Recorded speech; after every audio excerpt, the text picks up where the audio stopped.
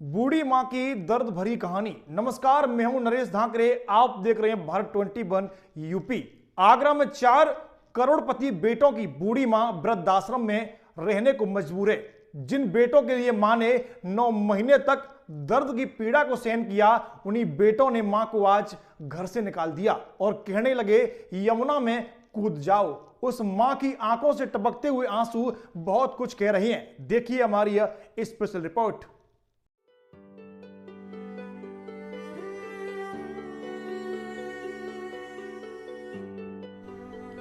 आगरा कमला नगर इलाके की रहने वाली विद्या देवी वृद्धाश्रम में रहती हैं। ऐसा नहीं कि उनके पास घर नहीं हो, उनके परिवार के लोग आर्थिक कमजोर भी नहीं हैं, बल्कि उनके 4 बेटे करोड़पति हैं।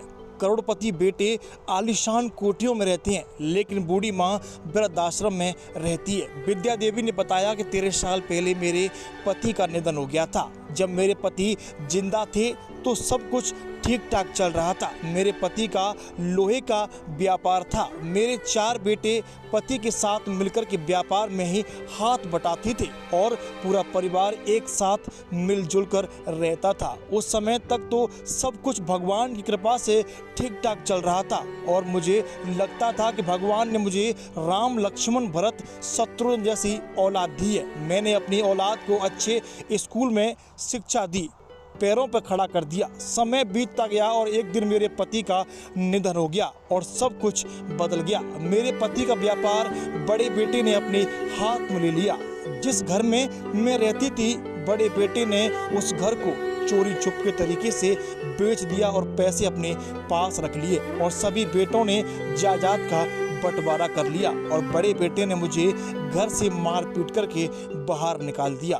दर्द भरी कहानी को बताते समय उस मां की आंखों से आंसू आ गए। विद्या देवी कहती हैं कि जब बड़े बेटे ने घर से निकाल दिया तो दूसरे बेटे के पास मैं पहुंच गई। उसने भी मुझे कुछ दिन तक घर में रखा और उसने भी परेशान होकर के कह दिया कि अपना ठिकाना देख लो। जब मैंने अपने बेटे से कहा कि इन हालातों में मैं कहाँ जाऊं, तो कहने लगा यमुना नदी में कूद जाओ। परेशान होकर के विद्या देवी अपने तीसरे बेटे के घर पहुंची। उसने भी मां को रखने से इनकार कर दिया। चौथे बेटे ने भी मां का साथ नहीं दिया। विद्या देवी बताती है कि एक बार मेरे हाथ में चोट लग गई थी। तब सभी रिश्तेदारों ने बेटों को समझाया, पंचायत हुई और इस पंचायत में फैसला हुआ कि मां को 15-15 दिन तक रखा जाएगा और यह सिलसिला भी कुछ ही दिन तक टिक सका। विद्या देवी ने बताया कि मेरे हाथ की चोट सही होने के बाद मुझे फिर से घर से निकाल दिया गया और विद्या देवी कई वर्षों से इधर उधर भटक रही हैं। विद्या देवी बताती हैं कि मेरे साथ बहुत बुरा हुआ है।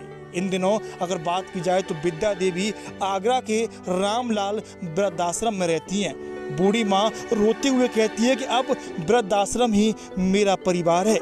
दिल में दर्द लिए इस बूढ़ी माँ की जुबान से एक ही बात निकलती है, अगर मैं मर जाऊं तो मेरे बेटों को मत बताना। इस बूढ़ी माँ की दर्द भरी कहानी को सुनकर के हर किसी की आंखों से आंसू टपकने लगते हैं। जन्म देकर के इस माँ ने इन बेटों को अपने बुढ़ापे का सहारा समझा था और सपना देखा था कि जिस समय पर मैं बूढ़ी हो जाऊंगी मेरे ही बेटे मेरी सेवा करेंगे। लेकिन इस बूढ़ी माँ का यह सपना इसकी आंखों से रोज आंसू बनकर के टपकता है।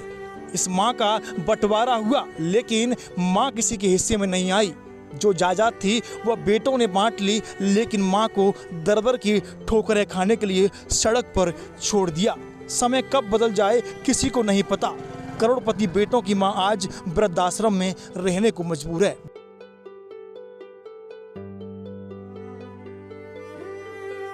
फैक्ट्री है लोहे की। अच्छा। हाँ, सब परिवार सामर्थ्य बहुत पैसे वाले हैं।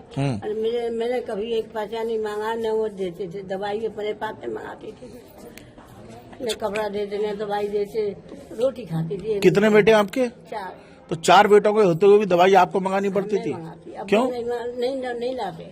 क्यों नहीं लाते थे? बड़ा लाता था, बड़ा मकान बेच के चला गया, फैक्ट्री बेच गया। जब से उन्हें घर से निकाल दिया।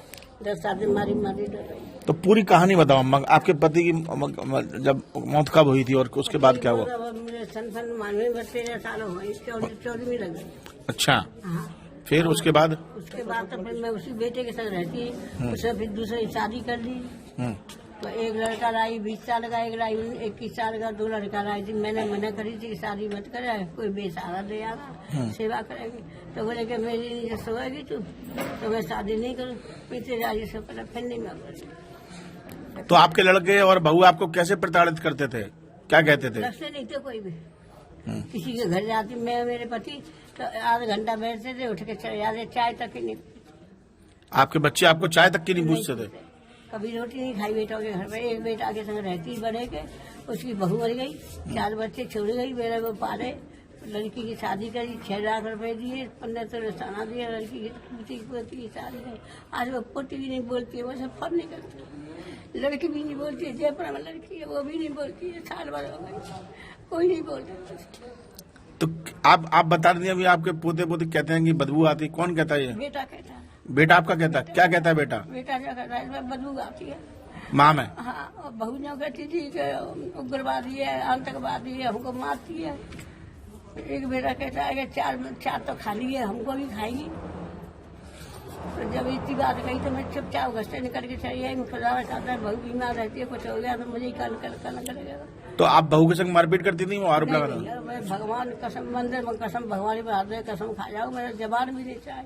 अब तो 2 साल से तो मुझे मिले ही नहीं है।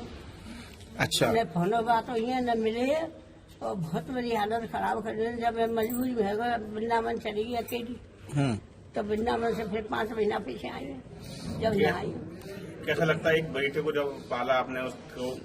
मैंने 9 बच्चे पाले, 4 बहू छोड़ के वो पाले, उनकी शादी करी, और 5 अपने पाले। वही बेटा कह रहा है कि माँ से बदबू आती, जिस बेटे को आपने पाला? दूसरे 3 नंबर का बेटा कहता है मामा से बदबू आती है। अच्छा, तो आपके बेटे और बेटों ने नहीं कहा आपको कि ऐसे से किसी कोई भी नहीं रखना चाहता? सब एक से है। और अब उनसे मेरा दिल खराब हो गया, अब उन्हें शक्ल नहीं देखना चाहते। मेरी अच्छी से भी हाथ न लगा, मैं इतना चाहती, और न उनसे घर जाऊंगी न कहीं जाऊंगी। तो माँ तो सबको माफ कर देती है अपने बेटों को। मैं बहुत दुखी हो गई हूँ। 10 साल बाबूजी मरे, जो 10 साल से तो मारी डुल रही। तो ये थी इस बुजुर्ग माँ की दुख भरी कहानी। किस तरीके से बुजुर्ग विद्या देवी ने बताया कि उसके बेटों ने उसे दर दर की ठोकरें खाने के लिए छोड़ दिया है। हे भगवान, ऐसी औलाद कभी किसी को मत देना जो अपने माँ बाप को बुढ़ापे में ठोकरें खाने के लिए सड़कों पर छोड़ दें। Desk report, Bharat 21 UP.